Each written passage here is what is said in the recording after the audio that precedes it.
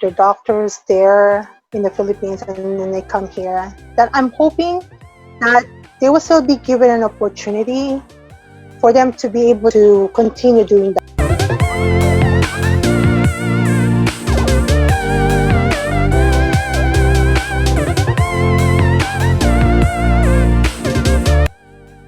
Today we have Jhen Galura. Jhen is affiliated with one of the biggest global logistics company in the world. We're very thankful for your time, Jhen, to appear on our show, on our interview series.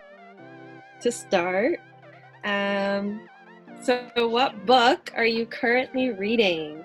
I was thinking about trying to start reading again, and I'm thinking about like one of the classic books.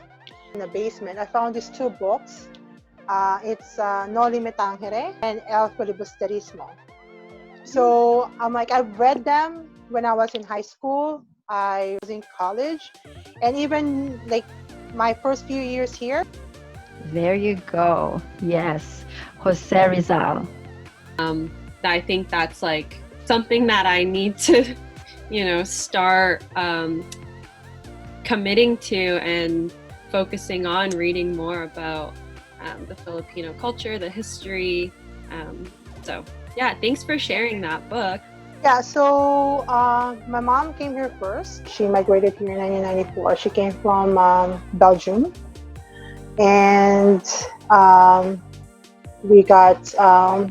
we migrated here through her we came here in June 1997.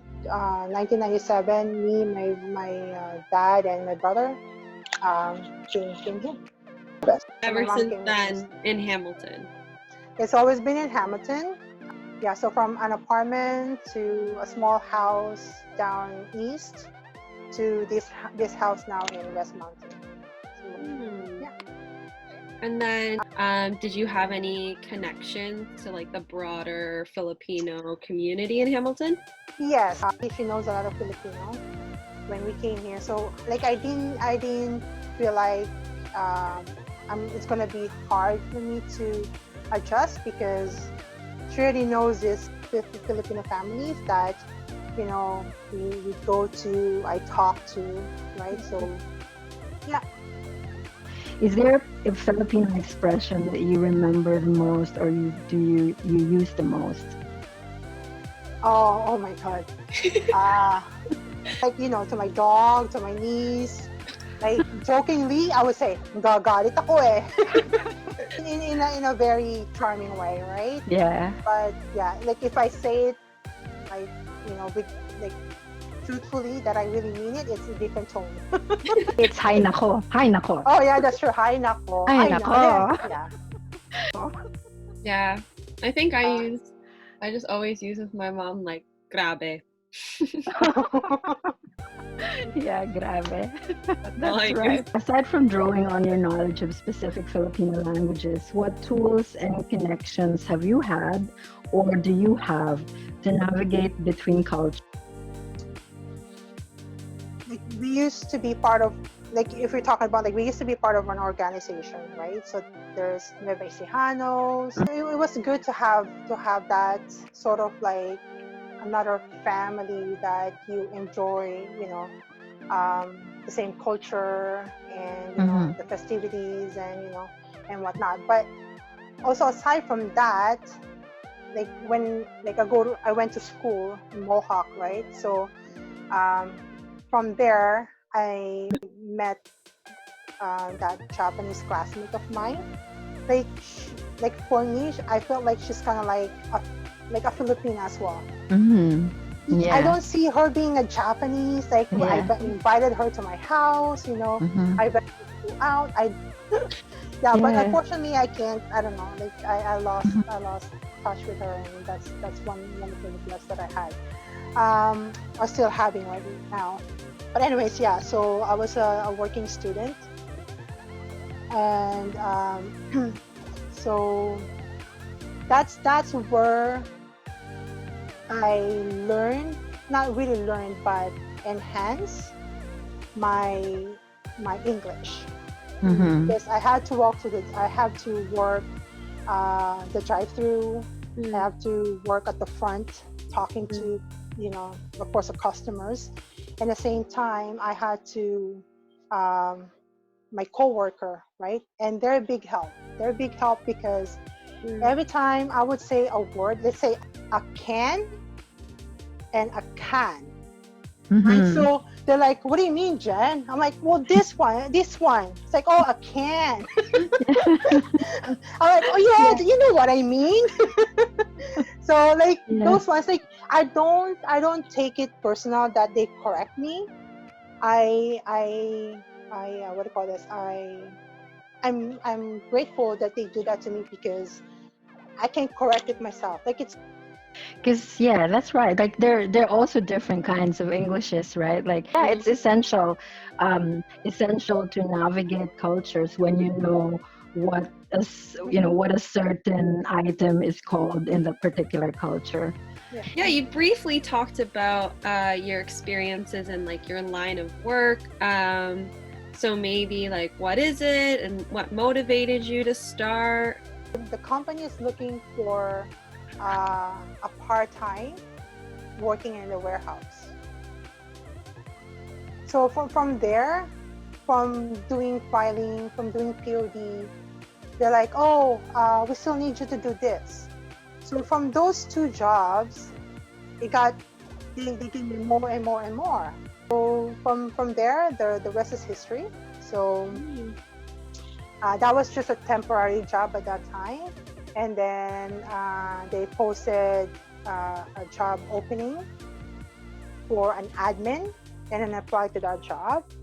So from one logistics company, that logistics company has been bought by this one. Yeah, so from there, it just evolved, right, to where I am now. And it's interesting because it's related to our next question. Oh, okay. What do you do to overcome challenges when you face one? Well, of course, you have family support, right? Mm-hmm. That's main thing. That's very main. You know my mom. She's Yeah. like, she would always push me, You can do it, you can do it. And even though I'm like, I don't think so, Mm-hmm. she would like encourage me, and like mostly that's my mom. Facing with challenges is Yeah. always my mom. My mom. But I work. There's always this one person that I go to. Mm-hmm. She is like amazing. Time there's a challenges at work, she's my go-to person. Then what are your hopes for the Filipina Canadian community in Hamilton? Being that, like let's say they're doctors there in the Philippines, and then they come here. That I'm hoping that they will still be given an opportunity for them to be able to continue doing that. Yeah. Change into the system, or that could be recognized here as well. So they don't have to, like I know back home that they've already worked hard to get that degree, to get that position.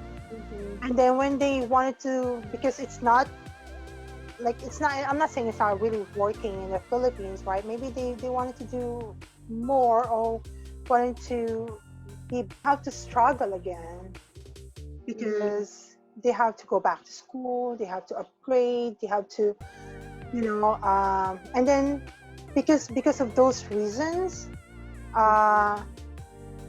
they just, well, mostly, or I don't know, like sometimes they just give up, right? They just take another job because they have families to take care of, they have other stuff to take care of, right? The money that they brought over here is not enough to actually for them to do all these things, for them to be a doctor again, for them to be an engineer again, and whatnot, right? So yeah, so I'm hoping something like that would be improve, I should say, or I'm not sure if that's the right word, or looked at by our government, because if anything, I think education still in back home is much better. I'm sorry, Jess, I'm not saying that. No, But no. Don't apologize. because Don't apologize because for that. like being from back home straight here and then studying right away. Not only like to compare to Canada, but other countries, despite lack of resources, lack That's of true. facilities, expensive education, and all of that. But yeah, the rigor is really comparable. So I understand your point. Like it's you lose a number of years, right, when you come here as well. Like It's very rare that I shared something here in my head, and yeah, thank you. Yeah, thank you. yes, thank you very much as well. We end on that note.